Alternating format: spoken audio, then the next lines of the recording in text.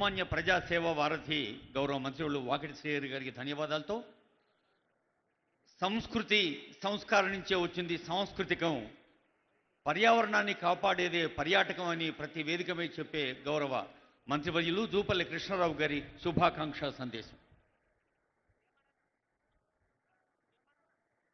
జై కాంగ్రెస్.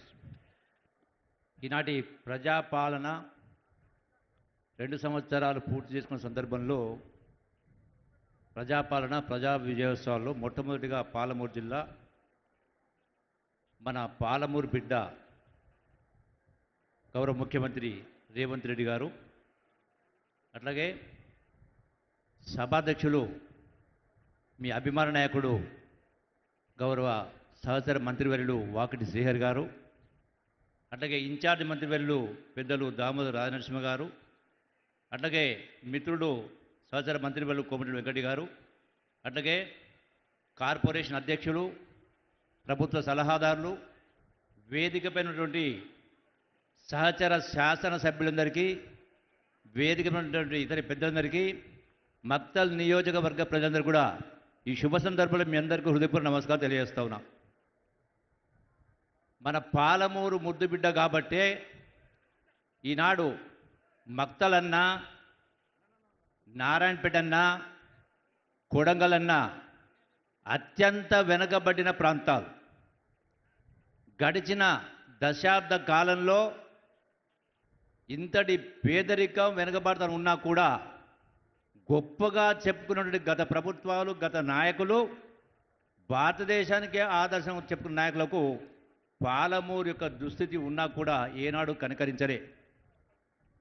ఈనాడు మన పాలమూరు ముద్దుబిడ్డ కాబట్టే, మన పాలమూరు ముద్దుబిడ్డ ముఖ్యమంత్రి అయ్యాడు కాబట్టే సుదీర్ఘంగా ఉన్నటువంటి మీ కష్టాలు తీర్చడానికి ఈనాడు పెద్ద ఎత్తున ఈనాడు అభివృద్ధి కార్యక్రమాలు, సాగునీరు, అట్లాగే రోడ్స్ కావచ్చు, రకరకాల అభివృద్ధి కావచ్చు. సుమారుగా ఒక మక్తల్ నియోజకవర్గానికే 1000 కోట్ల రూపాయలు ఈనాడు మంజూరు ఇస్తూ ఉన్నారంటే మన గౌరవ ముఖ్యమంత్రి రేవంత్ రెడ్డి గారిని అభినందించాల్సిందే ఖచ్చితంగా. అట్లాగే మీరు వింటూ ఉన్నారు, చూస్తూ ఉన్నారు, పేపర్ల ద్వారా, వాట్సాప్ల ద్వారా, సోషల్ మీడియా ద్వారా. ఎక్కడ చూసినా కూడా వాస్తవాల్ని ప్రతిబింబించినట్టు కాకుండా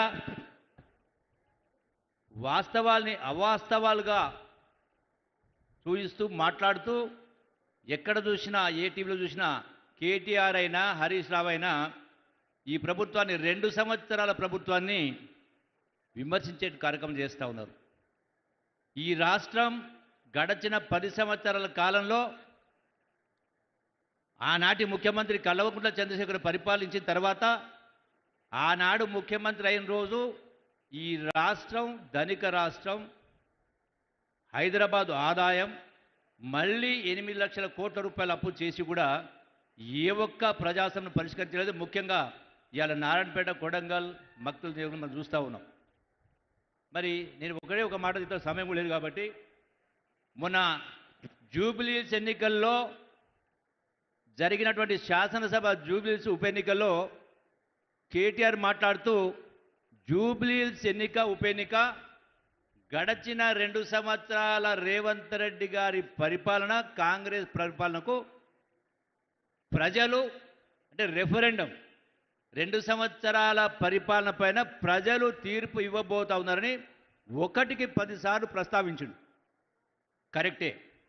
మీ అన్ని ప్రశ్నలకు సమాధానం కేటీఆర్ ఏదైతే మాట్లాడిండో, 2 సంవత్సరాల గొప్పగా చెప్పుకుంటా ఉన్నారు మన ఇందిరమ్మ ప్రభుత్వం అని, ప్రజాపాలనని, రేవంత్ రెడ్డి గారి ప్రభుత్వం అని. ఈ 2 సంవత్సరాల పరిపాలనలో జూబ్లీహిల్స్ ఎన్నికలు తీర్పు ఇవ్వబోతా ఉన్నారు పరిపాలన పైన అన్నారు. కేటీఆర్, హరీష్ రావు, ఇలా బీఆర్ఎస్ నాయకులందరినీ కూడా నేను ప్రశ్నిస్తా ఉన్నా, ముఖం ఎక్కడ పెట్టుకుంటారు? జూబ్లీహిల్స్ ఎన్నికల్లో ఈ 2 సంవత్సరాల పరిపాలనల పైన ప్రజలు తీర్పు ఇచ్చిండ్రు. 20,000 పైన మెజార్టీతోటి కాంగ్రెస్ పార్టీని గెలిపేయడం జరిగింది. గౌరవ ముఖ్యమంత్రి రేవంత్ రెడ్డి నాయకత్వాన్ని బలపరచడం జరిగింది. ఇక దేనికి సమాధానం చెప్పాలి మీకు? 100% ఈ ప్రభుత్వం ప్రజాప్రభుత్వం, ఇందిరమ్మ ప్రభుత్వం, పేదల పక్షపాతి, పేదల ప్రభుత్వం. మరొక విషయం, అందుకే ఈనాడు కాదు, ఆనాటి నుంచి ఇందిరాగాంధీ నుంచి ఈనాటి వరకు కూడా ప్రజలకు ఏదైనా మేలు చేసే కార్యక్రమాలు జరిగినాయంటే అది కాంగ్రెస్ ప్రభుత్వం జరిగింది. కాబట్టి మీరందరూ ఒకటే ఒక ధ్యాస పెట్టుకోవాలా, ఈ భారతదేశానికి కాంగ్రెస్ పార్టీ శ్రీరామ రక్ష. అందుకే ఎప్పుడు ఏ ఎన్నికలు వచ్చినా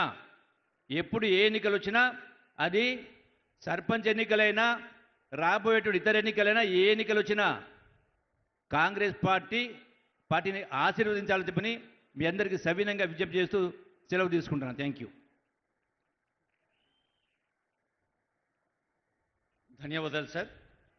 రోడ్లు భవనాల శాఖ మంత్రులు గౌరవనీయులు కోమటిరెడ్డి వెంకటరెడ్డి గారి శుభాకాంక్ష. గౌరవనీయులు